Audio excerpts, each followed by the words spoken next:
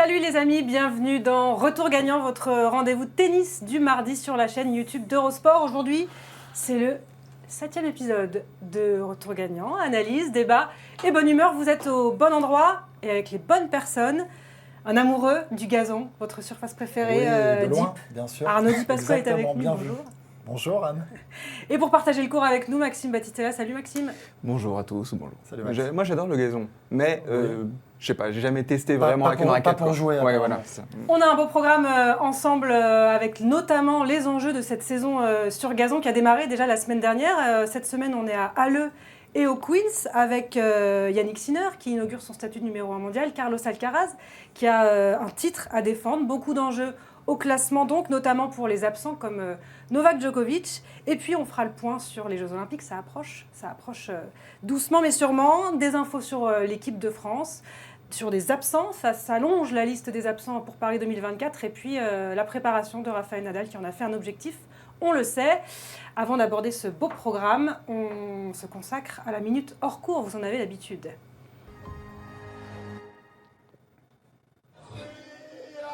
Carlos Alcaraz semble avoir bien fêté son titre à Roland-Garros. C'était à Ibiza. Il a encore une marge de progression au micro. Alcaraz qui chante, Swiatek qui danse. La quadruple vainqueur de Roland-Garros a réalisé un rêve. Et oui, aller au concert de son idole Taylor Swift. Un Italien qui jongle avec un ballon de foot en Allemagne, c'est plutôt logique, en plein Euro de football, même si cet Italien-là n'a pour l'instant qu'une étoile à son maillot. De Ibiza à Londres, il n'y a qu'un pas pour Carlos Alcaraz, quelques degrés, sans doute quand même. L'Espagnol de retour aux affaires avec une nouvelle coupe de cheveux au Queens cette semaine. Pas de Queens pour Novak Djokovic, opéré du ménisque après Roland-Garros, mais ça semble plutôt bien se passer et bien avancer la rééducation du Serbe. Assez pour jouer Wimbledon, eh bien, impossible, n'est pas Novak. Ces deux-là étaient prêts en revanche au taquet, nos deux Arnaud. Clément et Deep ont brillé du côté de Saint-Priest, les voilà, champions de France de padel. Magnifique. Vous avez mon sourire? Mais ouais. On c'est la contents, classe, c'est la on s'est classe. régalé, c'était trop cool. Vous avez dit plus de 45 ans, vous l'avez souligné? Non, je ne l'ai pas dit, C'est c'est pas important moi. de le souligner parce que Maxime se demandait. Oui, Comment Et c'est non, des- naïf c'est comme en je suis. Plus de 45. Mais donc non. là, Bon, d'accord. voilà, on a une semaine de récup derrière globalement sur les plus de 45. C'est un C'est titre comme ça. magnifique, c'est Ouais, un on titre de s'est régalé. champion de France, Ouais, c'est génial. C'était trop cool. Ouais, c'était trop cool. C'est une paire qui fonctionne bien. Bah ouais, après, je crois qu'en fait, c'est là où on se surprend. Quand on repasse en mode compète, on est compète. Hein. Eh ouais. Voilà, quand on a aimé le sport de haut niveau comme ça, on se retrouve en compète, on a de nouveau vraiment envie de gagner. On était vraiment dans cette config. Et comme je vous l'ai dit en off, je l'ai porté tout au long de ce tournoi, évidemment. Mais c'est évident. Vous l'avez bien compris. Hein. C'est Vous savez principalement que physiquement, toi il qui est a- un petit peu dans le dur. Ouais, Oui, ouais, vous le ouais, savez. c'est Puis son point il faible. abandonne rapidement dans les C'est parties, ça. il n'est pas très... C'est ça. Ouais. Il tient. Et puis mentalement, il est aussi assez fragile. Voilà, donc j'ai été, je pense, le coéquipier parfait. Ouais, En toute c'est- humilité, C'est grâce à évidemment. toi. Bien sûr. Bah, on en reparlera Voilà. avec lui, il va commenter tout à l'heure. J'espère. Sur Eurosport, on diffuse les tournois du Queens et de Halle. Et on va donc s'intéresser à cette saison sur gazon, avec d'abord, pour aborder cette nouvelle surface, un des enjeux, c'est évidemment le changement de surface entre la terre battue et le gazon. Un passage parfois un peu délicat, les joueurs doivent s'adapter, on le sait. Ils doivent s'adapter vite parce que la saison est courte. On écoute d'abord Daniil Medvedev qui parle bien de cette transition et puis on en reparle après. For me, I always said that to change surfaces has been very tough for me since juniors. So first days are tough, and it's kind of this waiting for the first match to see how it goes. Like on practice, I know that once I change the surface, it's not going to be good. It's going to be adaptation, trying to get repetitions in, a lot of practice, and hopefully I can be ready for the first match, and that's where the interesting things start. That's where you can feel your game more and etc. And let's see how it goes. I think I can play very well on grass. By saying very well, like maybe just a tiny bit off naturally of hard courts where I feel like everything that I do, every shot that I do, like even when I lose matches, many times I would kind of know what I did wrong, what I did right, where did the guy beat me, where he was stronger than me, whereas on clay and grass, I can be sometimes leaving the match, I'm like, oh, I felt like I played good, I don't know exactly where I lost the match, but on grass, I can feel quite natural. It's just that this transition to feel natural, I need some time and I need probably some wins or some good days of practice, which are tough to get in the beginning of the preparation. And again, that's why I'm here in Halle and not playing Wimbledon straight away. Il en parle bien, Daniil Medvedev. Toi, Arnaud, tu as connu cette transition-là. C'est pas évident. On sait qu'il y a des joueurs qui n'aiment pas du tout jouer sur cette surface. C'est pas les mêmes déplacements, notamment le jeu de jambes. Faut que je sois honnête. Hein. Ouais, on est d'accord. On est honnête. On joue la carte de la sincérité là sur cette émission.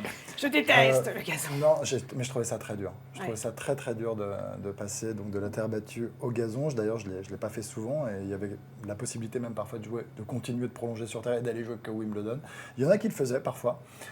Mais de moins en moins quand même, évidemment, parce que c'est quand même mieux de jouer sur gazon avant Wimbledon, évidemment, pour se préparer. Mais ce changement, il est hyper dur parce que les appuis sont très différents, parce qu'on le voit là, d'ailleurs, sur les tournois là, que l'on commente, qu'il y a quand même beaucoup de glissades, beaucoup de joueurs qui se retrouvent au sol, même s'il y a des chaussures à picot qui sont vraiment des chaussures spéciales gazon pour éviter de glisser. Mais c'est toujours un petit peu humide, le gazon, c'est toujours un petit peu glissant, et on voit, il y a beaucoup d'appréhension. Hier, quand je commentais par exemple Rune, il se fait breaker sur une glissade, il tombe et c'est à 30-40, il se fait breaker comme ça. Puis c'est très dur de revenir parce que forcément tout va très vite tout le temps. La qualité de service est essentielle, évidemment, et la qualité de retour. Quand on voit un demi-heure justement, il y a un peu ces deux paramètres très importants. Aller très vite, être très bas sur les jambes parce que les rebonds sont très bas.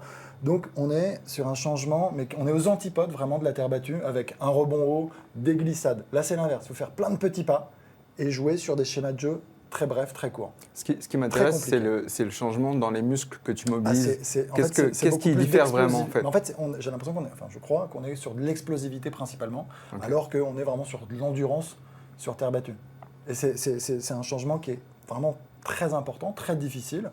Pour certains, évidemment, ça dépend aussi des joueuses et des joueurs. Il y en a certains qui s'adaptent très bien, évidemment, en fonction des jeux de chacun, bien évidemment. Il y en a qui détestent aussi le passage dur-terre. Hein.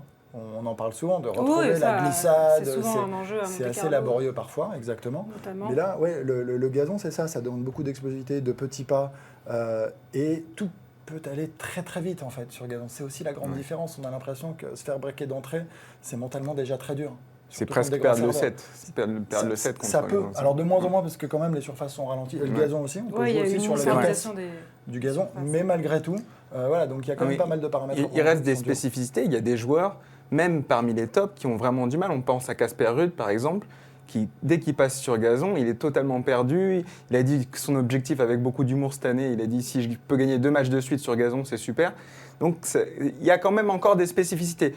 Mais tu l'as dit, à Wim, par exemple, depuis une vingtaine d'années, ils ont changé la variété de gazon. C'est un peu plus dur, donc le rebond est un peu plus haut. Mais c'est vrai qu'il y a encore des spécialistes de gazon, tu penses, aujourd'hui, et des spécialistes de terre ou pas? Un peu moins, oui, quand même, des spécialistes de terre, oui. Après, un peu moins, on voit bien que les tout meilleurs maintenant arrivent à jouer sur toutes les surfaces, sont polyvalents.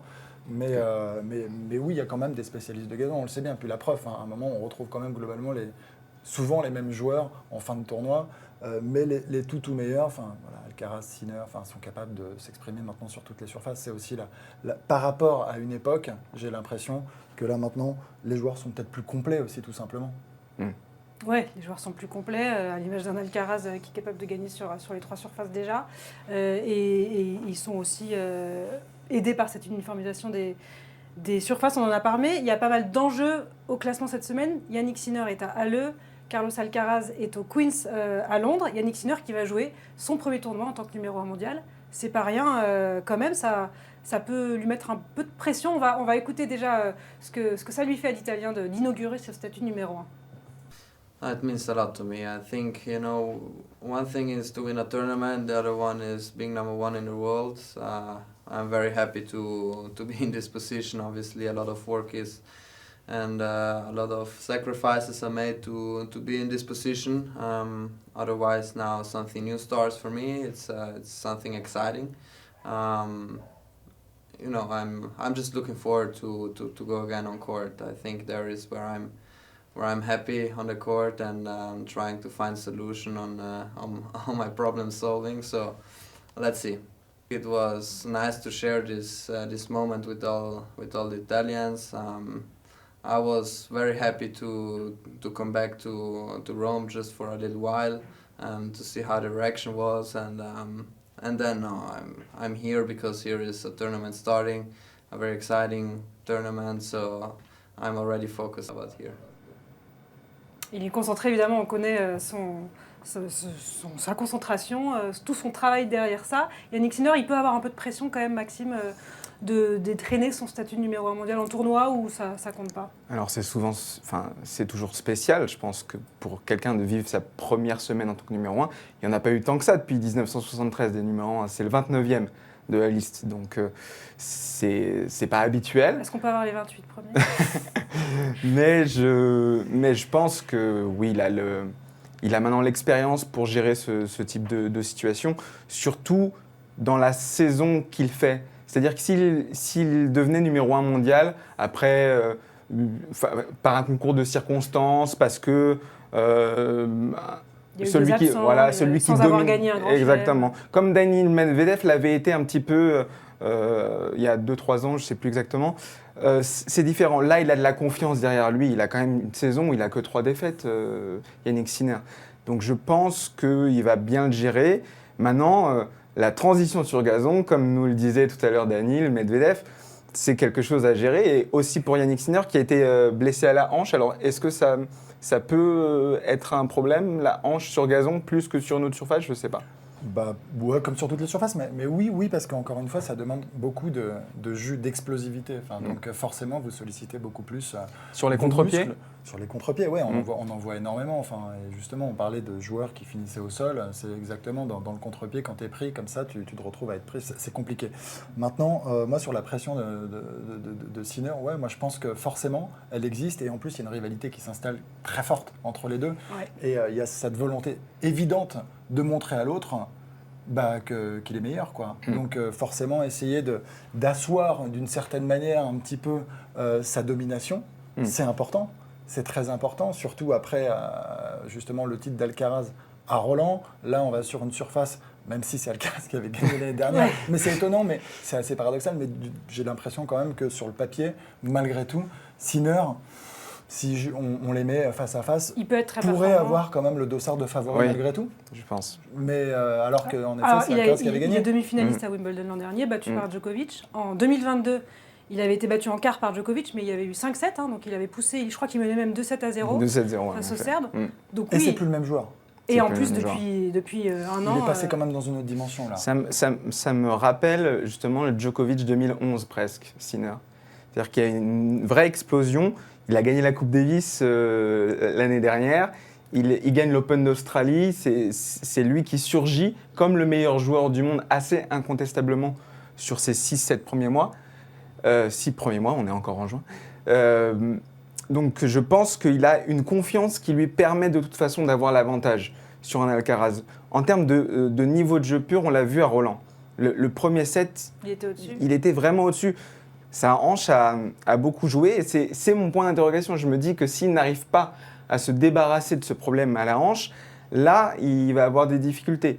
Maintenant, mentalement, le fait que Alcaraz l'ait battu 2 fois cette année, c'est le seul joueur à l'avoir battu 2 fois, ça peut jouer aussi dans leur rapport de force mental, peut-être. Ouais, ça peut, mais moi, quand je dis que Sinner est entré dans une autre dimension, c'est aussi mentalement, je crois. Et que c'est pas le genre de chose qu'il gardera, au contraire. Et puis C'est il aime ça. Hein. bien sûr, c'est au Il a contraire. dit, les challenges qui se présentent à lui, il veut les... C'est l'orgueil du champion, là, justement, pour montrer qu'il est capable d'aller le chercher malgré, justement, ces 2 dernières confrontations et 2 défaites, quoi. Et il va avoir de la pression, Carlos Alcaraz, parce qu'il a beaucoup de points à défendre. On rappelle qu'il est tenant du titre au Queens et tenant du titre évidemment à Wimbledon derrière. Donc il a enchaîné 12 victoires sur gazon. Son ratio, c'est 16 victoires pour 2 défaites sur gazon. Et on voit les points que les 10 premiers mondiaux ont à défendre jusqu'à Wimbledon pendant cette saison sur gazon. Et on voit que Carlos Alcaraz, 2500 points. C'est fou quand même. Non, mais c'est vrai qu'Alcaraz, au départ, quand même, il est un peu estampillé. Terre battue au départ. Parce que c'est un Espagnol, Parce parce que qu'il c'est a un grandi Espagnol. sur cette surface. Oui, mais parce qu'il vient de gagner Roland, il a prouvé quand même que c'était un très bon terrien, évidemment. Oui, bien sûr. Ouais, mais bien Et sûr. que mais Il non, le mais gagne après, c'est après, vrai que oui, dans sa mais façon US. de jouer, quand on parlait de joueurs complets, polyvalents et tout ça, c'est vrai que c'est un joueur qui va tellement vers l'avant. Mais lui-même, En fait, c'est ça qui est drôle, c'est que lui-même dit qu'il est plus à l'aise sur dur et que le gazon, le style de jeu du gazon lui convient mieux parce que ça le force à rester dans sa filière qui est l'agressivité permanente en fait. Jouer tôt, avancer. Voilà, Oui, il a et- souvent dit que Et c'était Federer son accessoirement, modèle il a une super volée et tennistique. une très très bonne main en Il a une fait. belle main, ouais. Et puis il est un petit peu créatif le garçon quand même. Tu peux, Donc oui. sur gazon, c'est Ouais. pas mal aussi d'être créatif comme ça. Donc beaucoup de points à défendre pour le tenant du titre, mais il est prêt. Lui aussi, il aime cette rivalité avec Yannick Sinner qui est en train de s'installer, en l'absence évidemment de Djokovic, on va en reparler, mais on écoute quand même d'abord Alcaraz, qui lui aussi est plutôt pas mal niveau confiance après son titre à Roland. Well, it was a dream come true, honestly. Winning Roland Garros, when I classified to the final, I think a lot of picture. Since I was really young, came out watching Roland Garros and an interview saying that my dream would be being a Roland Garros champion. So for me, lifting the trophy on Sunday was a dream come true for me, for my family, and it was a really good feeling for me. I had a few days to rest, to get my energy back, and be ready. For the first time, you and Yannick Sinner are the top two in the world. Feels like the new guys have kind of taken over a bit. How does it feel to you? I mean, as I said, having Yannick over there, for me, it's really good. For me, it helped me to increase my level, helped me to have that motivation to improve my game, just to beat him. So for me, it's great having him around and being number one and number two, 21, 22 years old or 23. It's something unbelievable. I think tennis needed that. Or I think so. The new generation or the young people standing in the top position, I think is something great. Having new faces in the top, it's for me, it's something good for tennis. C'est important pour le tennis d'avoir des nouveaux visages. C'est un peu une façon de dire, bon, on en a soupé de Novak Djokovic, de Rafael Nadal, de Federer. Bon, il est déjà à la retraite, mais maintenant c'est notre heure. Oui, c'est une façon. Est-ce qu'il réalise ce qu'il dit ou est-ce que c'est à force de l'avoir entendu Je sais pas. C'est peut-être une façon diplomatique de le dire, oui, parce que c'est important pour le tennis de toute façon de se renouveler. Et il sait, Alcaraz plus que quiconque, que les générations d'avant lui n'avaient pas réussi ce qu'ils sont en train de faire. Les Tsitsipas, Bon, Medvedev avait gagné un grand chelem quand même, mais Zverev a toujours pas gagné de grand chelem. N'est-ce pas, Arnaud ? Il était pas loin. Il était pas loin. Pas mal quand même. Il fallait la placer. C'est bien, bravo. Mais oui, je pense que voilà, il a conscience qu'il incarne quelque chose. Il incarne quelque chose de positif. Il a toujours le sourire, enfin souvent le sourire sur le court. Il est créatif. Il renvoie une idée de plaisir un peu dans ce monde assez aseptisé du tennis. Donc je pense qu'il en est conscient. Et la rivalité qu'il a avec Sinner, ça ne peut que renouveler, entre guillemets, l'intérêt pour le tennis, parce que c'était une grande peur des instances de l'ATP notamment, c'est qu'après le Big Three, il n'y ait plus rien. Et c'est pour ça qu'ils avaient d'ailleurs créé le Masters Next Gen. Tout ça, en fait, c'était pour relancer un peu, promouvoir le sport, relancer l'intérêt après le Big Three, parce qu'ils avaient cette peur-là. Et en fait, ils n'ont pas assez fait confiance au temps, je pense, parce que Alcaraz et Sinner, en arrivant, cette nouvelle génération... On voit quand même que l'histoire se répète. Enfin, globalement, il y a toujours eu en fait, des rivalités comme C'est là, ça. on va l'avoir pendant, on l'espère, assez longtemps. Je pense qu'on a on a 10 bonnes années pour 15 ans, devant nous. Mais oui, non, mais c'est sûr. Non, mais entre, je sais pas, Borg McEnroe, Becker Edberg, Sampras Agassi. Oui, après Sampras Agassi, on se disait... Nadal Federer, fabuleux. Ouais. Et donc aujourd'hui, d'en voir deux arriver comme ça aussi fort, c'est ce qui nous plaît évidemment énormément, et de se dire que ça peut faire à chaque fois des étincelles, parce que leur match, avec un joueur aussi créatif, aussi spectaculaire qu'Alcaraz, on va se régaler à chaque fois. Et en face, un Sinner, tu parlais, pardon, parce que dans la vie on se voit, c'est pour ça. Donc tu parlais de concentration, c'est vrai, voilà, c'est la rigueur, la concentration, le côté très discipliné, très réfléchi face un petit peu à la fougue d'Alcaraz. Oui, il y a une c'est opposition génial. de style aussi. Ouais. Mais c'est pas pour ça que... Enfin, on a aimé aussi la confrontation entre les deux générations. La finale de Wimbledon l'année dernière Bien contre sûr. Alcaraz et Djokovic, c'était quand même du grand tennis, du grand art. Donc là, on sent évidemment que Djokovic se rapproche de la fin. Mais, vous l'avez vu, sur les images, il a partagé des images de sa rééducation. Donc c'est lui qui a voulu communiquer là-dessus. Ça semble bien avancé, les déplacements, tout ça. Il a vite repris quand même après son opération. Et Marion Bartoli a déclaré sur RMC qu'elle avait des infos assez proches qui laissaient entendre qu'il était plus proche d'une participation à Wimbledon que d'un forfait. Ouais. Donc, Pour ne rien cacher, ça m'étonne beaucoup parce que j'avais un souvenir. Après, c'est pas forcément la même blessure, hein.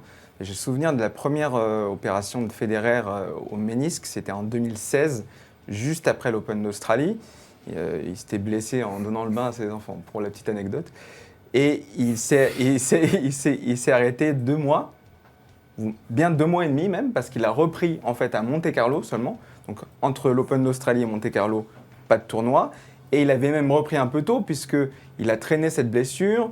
Il avait déclaré forfait pour Roland-Garros et il avait fini sur le gazon, le nez dans le gazon, en demi-finale de Wimbledon contre Raonic, avant de faire sa grande pause et puis de son retour tonitruant aux affaires. Tout ce que je veux dire, c'est qu'il faut faire attention à ce que cette reprise ne soit pas trop précoce. Maintenant, je pense qu'il se connaît parfaitement, je pense qu'il est très bien conseillé. très bien entendu. Et, encore une fois, c'est pas parce qu'ils étaient tous les deux blessés au ménisque que la nature de la blessure est la même. Oui, et puis Djokovic, on l'a vu physiquement gagner l'Open d'Australie avec une grosse blessure aux abdominaux. Donc il n'est quand même pas fait pareil. C'est crédible de le voir, toi, Arnaud. Impossible n'est pas Djoko, quoi, pour le coup. Non, impossible n'est pas Djoko, mais après, dans quelles conditions ? Voilà. En fait, moi, c'est...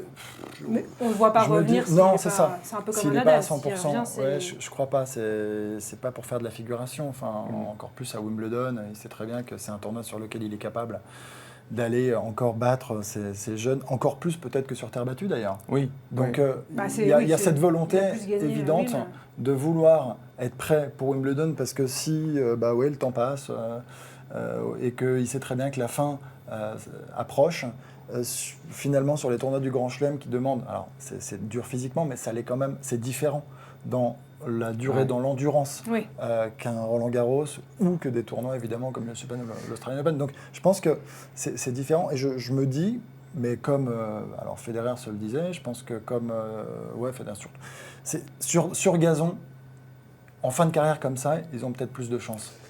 Je suis d'accord, mais j'ai une petite réserve.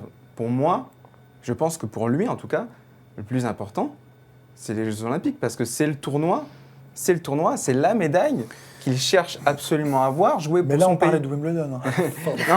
non, mais jouer pour son pays. Non, mais c'est pour ça, l'arbitrage entre Wimbledon et les Jeux. Je me dis, c'est spécial quand même de se dire, je veux jouer absolument Wimbledon, alors il veut mettre toutes ses chances.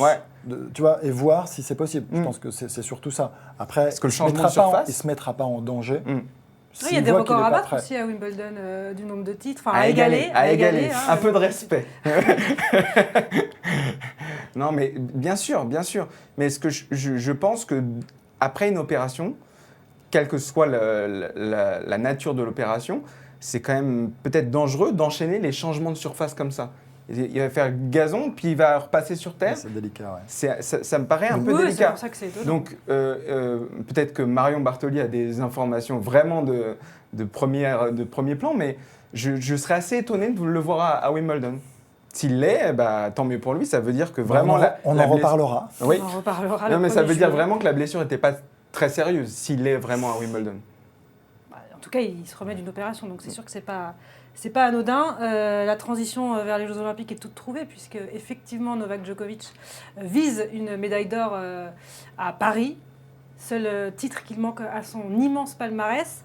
On va faire le point sur les qualifiés, même si la date officielle, en tout cas pour l'équipe de France, Paul-Henri Mathieu nous l'a bien dit, c'est le 21 juin, puisqu'on connaît les 4 qualifiés en simple chez les garçons, sous réserve de validation par le CNOSF.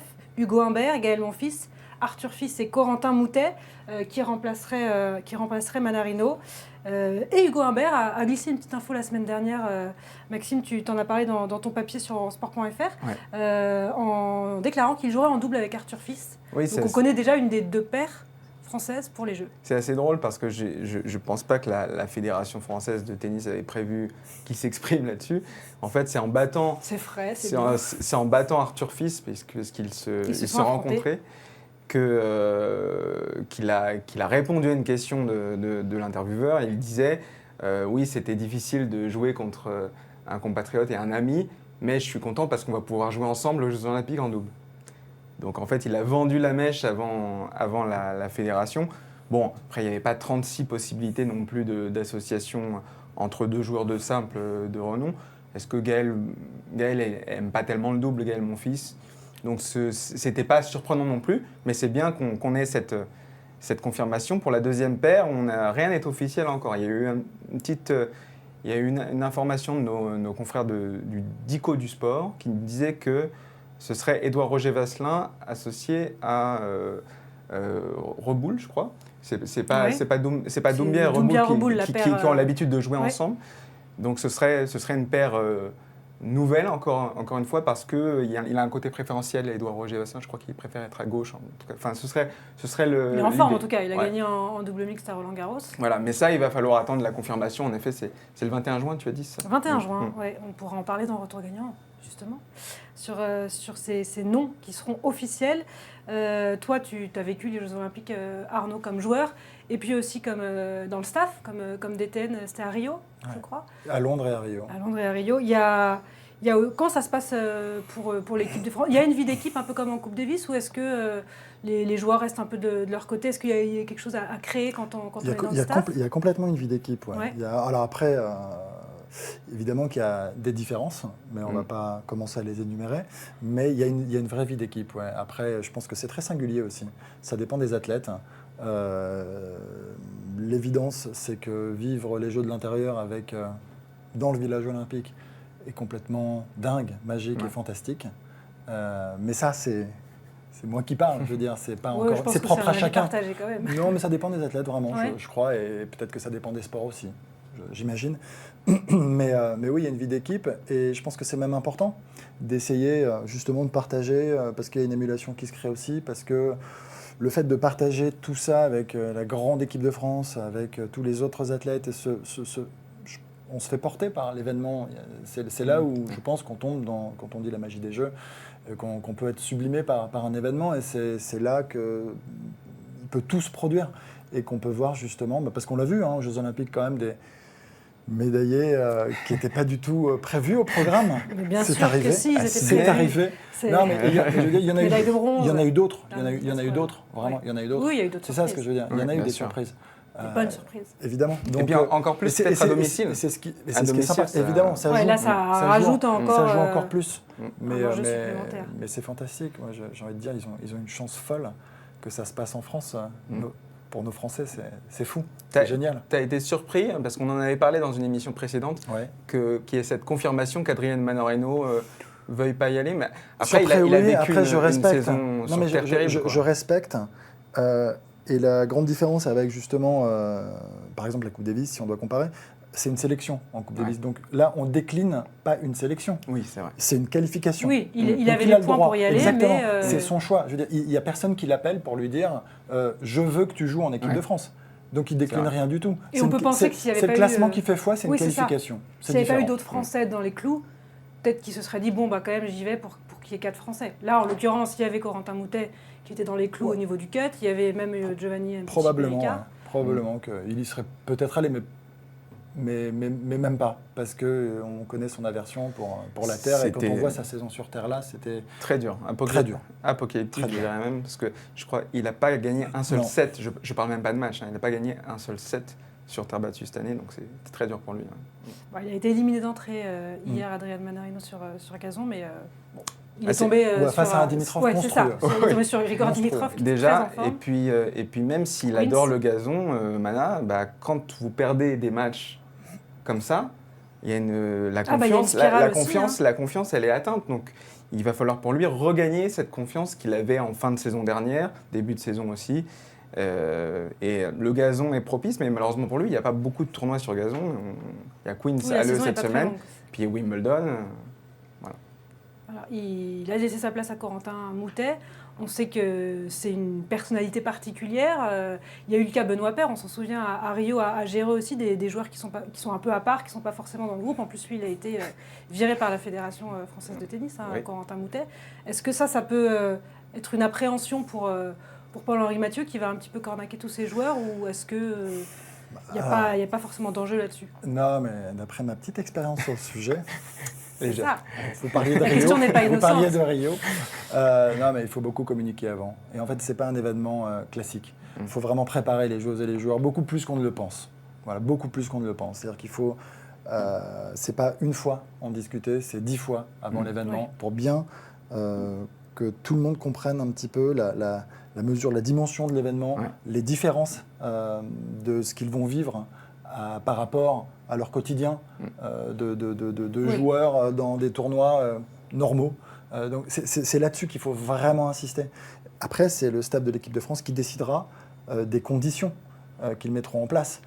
Village ou pas village, équipe ou pas équipe, est-ce qu'on individualise un petit peu plus, est-ce qu'on joue plus collectif, tout ça, après c'est vraiment, encore une fois, à l'appréciation de chacun et donc du staff de l'équipe de France et de la Fédération française de tennis qui décidera. On peut très bien penser que pour mettre les joueuses et les joueurs dans les meilleures conditions, il faut les laisser globalement un peu dans leur cocon, on a le droit de le penser. On peut aussi se dire qu'au contraire, il faut les embarquer justement dans cet effet Jeux Olympiques avec tous les autres athlètes français, et c'est ce qui va leur permettre justement de jouer, de se transcender. Probablement un meilleur Mieux niveau que- et mieux. Et donc en fait, il n'y a pas de règle. C'est ça la grande difficulté. Mais voilà, c'est tout. Je crois que je m'arrêterai là parce que je pourrais en parler longtemps. Mais c'est continuera à en parler, très parce que différent. C'est très différent. vrai thème. C'est juste ça. Et il y a une pression qui est aussi Ouais, il y a ça aussi. très différente. Oui, C'est-à-dire- ils ne jouent pas que pour eux. Mais Voilà. même, c'est encore Aussi. au-delà de la Coupe Davis. Parce que, évidemment, quand on joue pour le drapeau, Ouais. là, j'ai l'impression que ça va au-delà. On joue va pour au-delà. tous les amoureux du sport, pas juste Exactement. du tennis. Exactement. Ça Oui. va bien au-delà. Et donc, il faut se préparer. Il y a vraiment une préparation importante. Et pour revenir sur Corentin Moutet, moi, je ne suis pas très inquiet. Je pense que quand on l'a vu, en plus, là, à lui, Roland, lui, il se prendre, transcende il à se domicile. nourrit, se Donc, communier clairement, comme c'est- ça avec le public, Pour lui, c'est Il idéal. il peut se régaler. Ça peut être quelque chose de génial.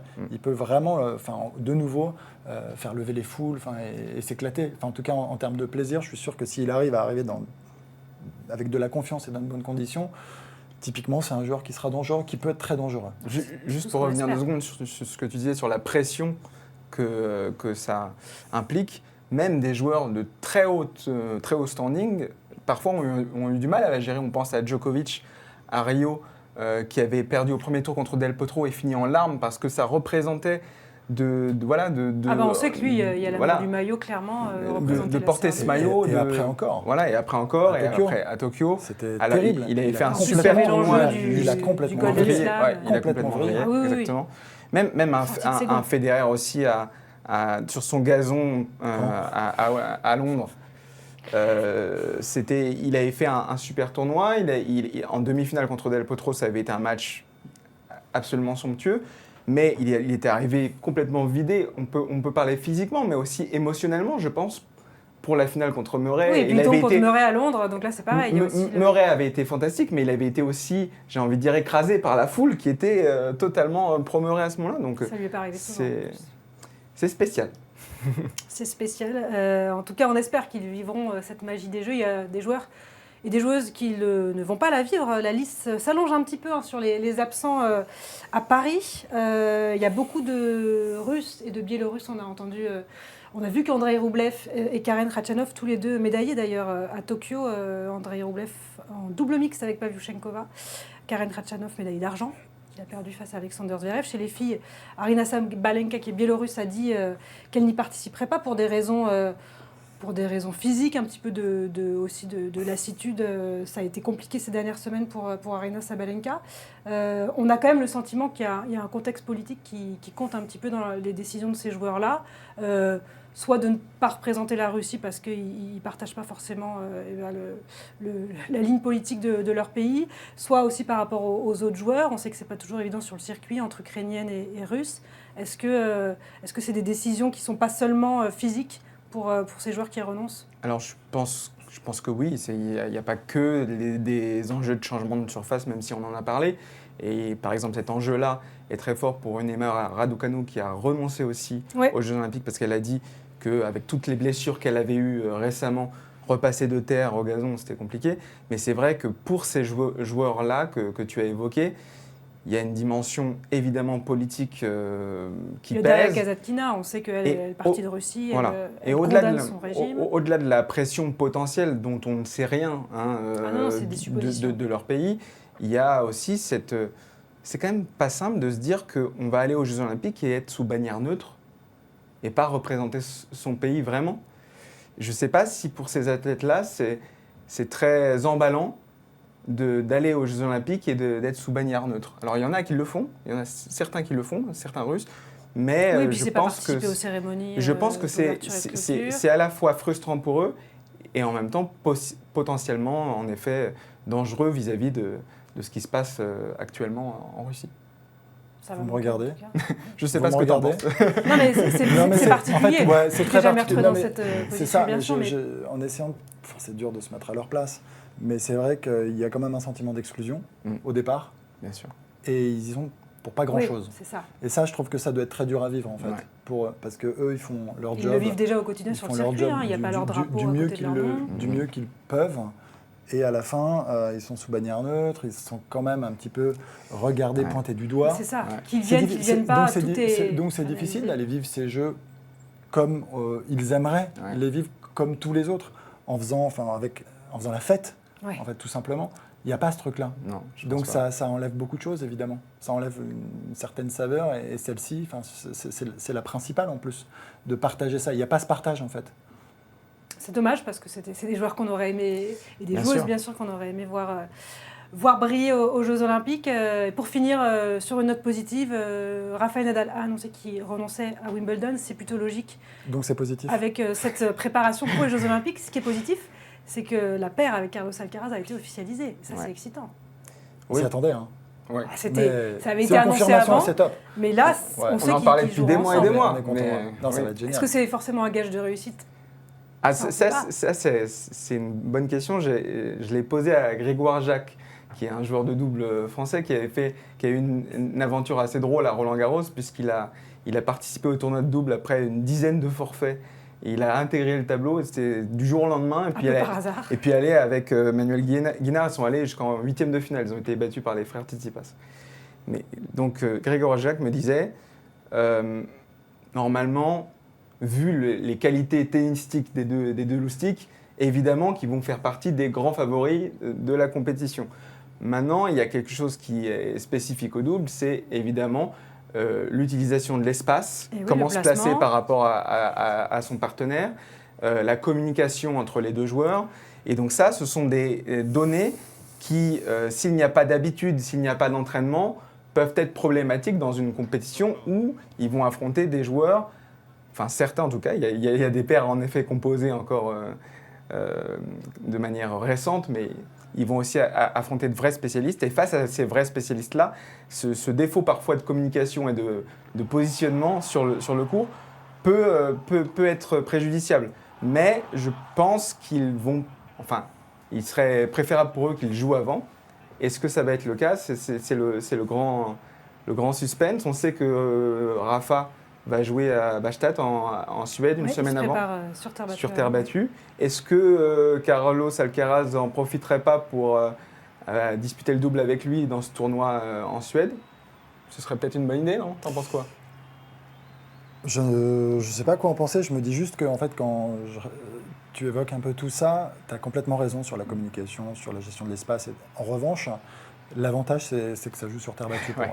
moi. Ça, c'est sûr. indéniable. On la Non, mais voit c'est pas. Ça, c'est très c'est sûr. important parce qu'en qualité de retour, forcément, c'est quand même plus facile quand tu peux te mettre plus loin, attendre un peu plus Oui, et la puis balle. physiquement, il y aura Et moins quand tu d'attente sais, sur Nadal à deux. quand tu connais le poids, le volume qu'ils impriment dans Ouais. chacune de leurs frappes, quand tu es au C'est ça. filet, c'est compliqué. Alors Ouais. que sur dur, tu es plus en contre, et donc Ouais. tu peux moins mettre de violence dans tes frappes. Là, il va falloir passer beaucoup de premières face à eux, parce que sinon au filet, ça risque de faire pas mal de dégâts. Et puis même dans leur glissade, dans leur capacité défensive à ramener toujours une balle de plus, dans leur capacité à lober, tous les deux ont un lob extraordinaires, hein, Nadal et Qualité de Alcaraz. défense, frappe de balle, tout ça, Batting, ça va jouer. Tout ça, Plus c'est que un- sur d'autres surfaces. C'est sûr que c'est un atout. Donc je pense que s'ils parviennent à s'entraîner un peu, et surtout si les deux sont en forme, parce que l'inconnu, elle est toujours plutôt du côté Rafa, on espère que la forme ascendante sur Ouais, laquelle qu'il a on montré l'a à vu Roland. ces dernières semaines va se prolonger jusqu'aux Jeux Olympiques. Sous ces conditions-là, ce serait étonnant de ne pas les voir aller loin. Oui. Eh ben, c'est tout ce qu'on souhaite. C'est tout ce qu'on souhaite. On va finir sur cette belle note positive. Merci à tous les deux. Deep, je crois Merci que tu vas filer en cabine pour commenter le Queens avec Olivier Canton. Exactement. Un petit demi-nord Musetti au programme à suivre sur Oui. Eurosport. Merci à Seb pour la réalisation de cette émission. Merci à Nolwenn et Romain pour leur aide précieuse en régie. Et à Quentin pour la mise en image. Et puis on se retrouve la semaine prochaine pour un nouveau retour gagnant. Et d'ici là, le Queens est à l'E sur Eurosport. Salut! Salut à tous.